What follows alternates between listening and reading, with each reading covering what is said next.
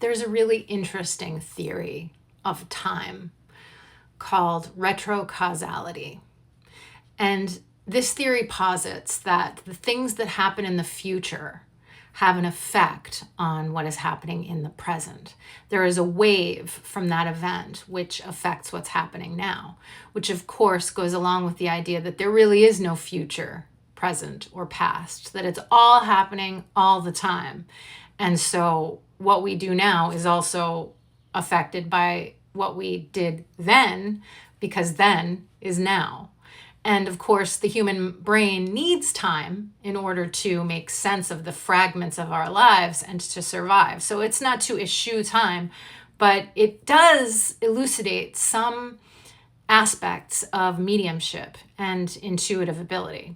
And this is why. So again, retrocausality, the idea that future events affect the present. This contradicts two major scientific theories, the first being the second law of thermodynamics, which suggests that there will always be disorder as time moves forward. And so there's no way that the future could possibly affect the present, because that would require a level of organization that isn't possible according to the second law of thermodynamics.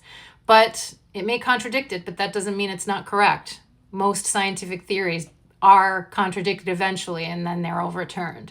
And then it also contradicts the causality, or it creates the causality paradox, which means that if a future event could, for instance, affect your birth or the creation of you in your mother from your father's sperm, then doesn't that mean that it could also end the causality that created you? And so if the future can affect the present, then it can also overcome all the causes that create the future. And so it's a paradox. Hopefully that makes sense.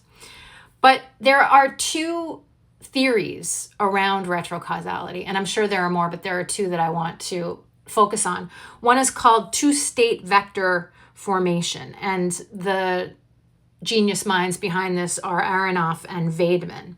And what this theory posits is that quantum states require two specifications. So one state is the state of evolving forward in time from the past, and one state is evolving backward from the future. So these are two states that are required for retrocausality, moving forward from the present and backward from the future. And the second is called transactional interpretation.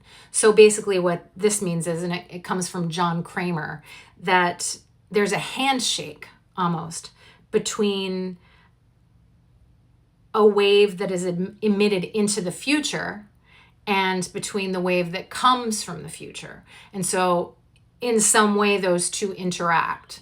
The forward movement and the backward movement create a kind of meeting of information.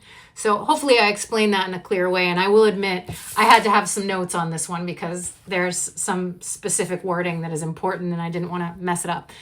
But the reason that this affects mediumship and intuitive ability and claircognizance and clairvoyance is because this may be the way that we are able to pick up on this information, that the things that we know to be true that haven't happened yet actually have happened yet.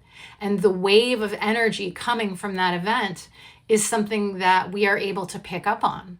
And so that explains premonition. It explains knowing what's going to happen. It explains perhaps also picking up on the energies of people who have passed, because they exist in the past, we're in the future. And so if that handshake, that transactional interpretation, that handshake between the past and the present happens, perhaps that's what we're doing when we pick up on these energies.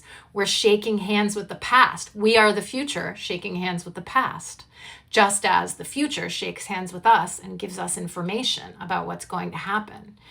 And I just wanted to share that because I think it's an interesting scientific proposal, and it usually comes from people like Julia Mossbridge, who's a neuroscientist who strongly believes in the ability of what she calls precognition.